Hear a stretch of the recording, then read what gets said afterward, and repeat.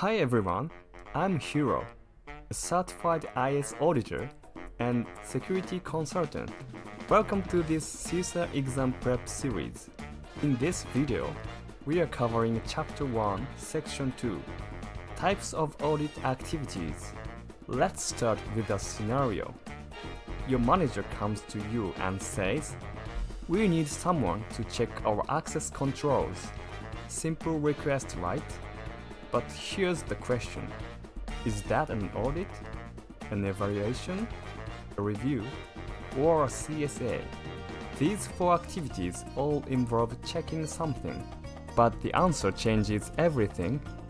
Who does it, how it's done, and what the result actually means. Let's go through each one. 4 key activities at a glance. Here's a quick overview of all 4. An audit asks, is it compliant with the rules? Done by an independent auditor. An evaluation asks, how effective and efficient is it? Done by an expert, internal or external. A review asks, are there any ongoing issues? Done by internal staff or a manager on a regular basis. And CSA, Control Self-Assessment, asks, how are we managing our own risks? Done by the business unit staff themselves.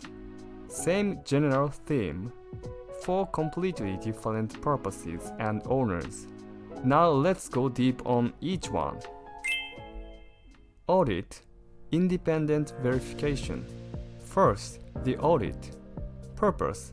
An audit verifies whether systems and processes comply with rules and standards. The output is clear, yes or no, compliant or not compliant. Who does it? An independent auditor. This person must have no conflict of interest with the area being audited. That independence is not optional. It's what makes the result credible. How an outcome. The auditor collects evidence, makes a compliance judgment, and delivers objective assurance. Management, the board, and regulators can rely on that result precisely because it came from someone outside with no stake in the outcome. This is what sets the audit apart from everything else. Evaluation, judging quality. Next, evaluation. Purpose. An evaluation judges how effective and efficient a system or process is. It's not asking, does it comply? It's asking, how good is it really? Who does it? An expert, either internal or external. For example, is an 8-character password policy strong enough today? Should we require multi-factor authentication instead?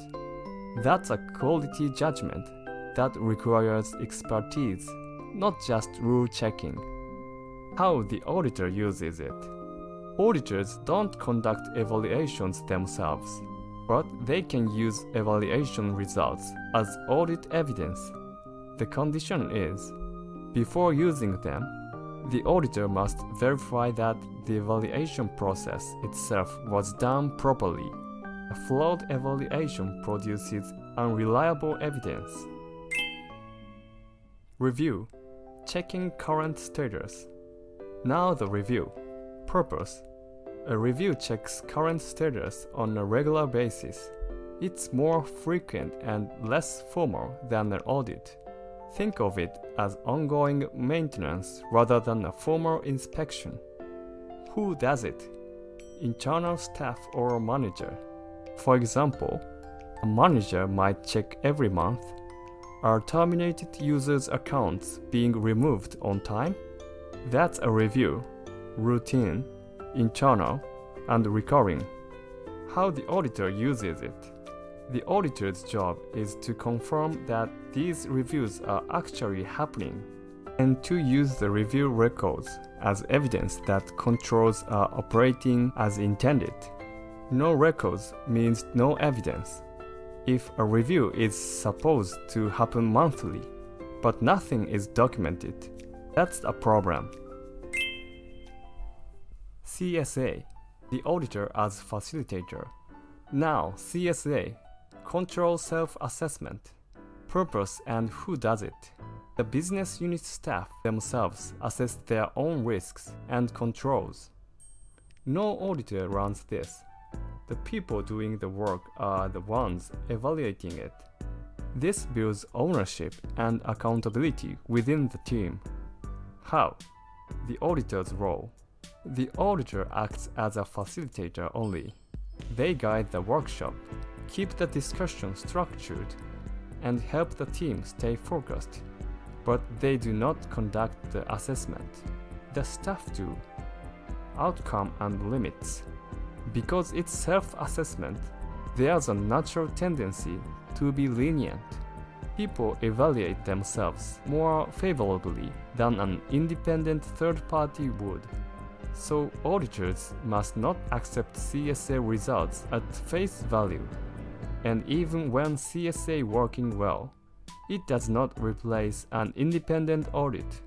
The two serve different purposes. Integrated audit, finance, IT together. Now we move to two special types of audit. First, the integrated audit. An integrated audit combines a financial audit and an IS audit into one engagement. Why does this make sense? Financial figures don't appear out of nowhere. They come from IT systems. To verify whether the numbers are correct, you need to look at the systems generating them. Running both audits together means no duplication of effort. You get the full picture in one shot. The key point: an integrated audit is more efficient than running them separately. Forensic audit, collecting legal evidence.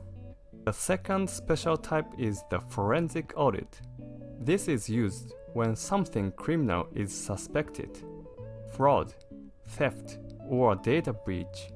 The goal is to collect evidence that can hold up in a court of law. The most important concept here is chain of custody. The rule: before you do anything, make a bit-for-bit copy of the data. Then analyze the copy. Never touch the original device directly. Why?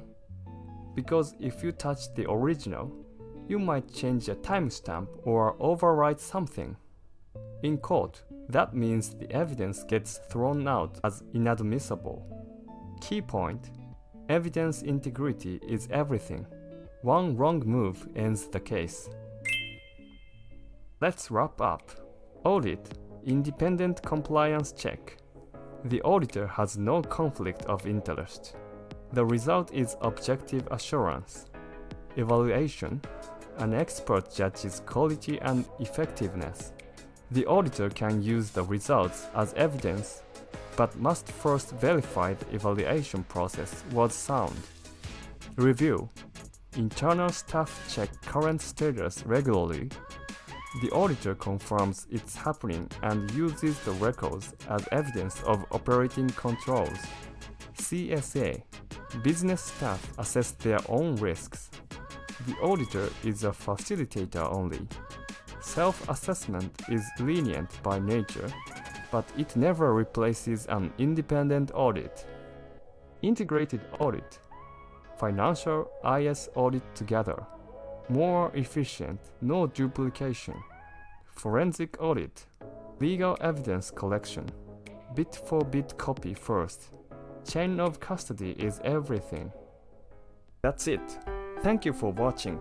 See you in the next one.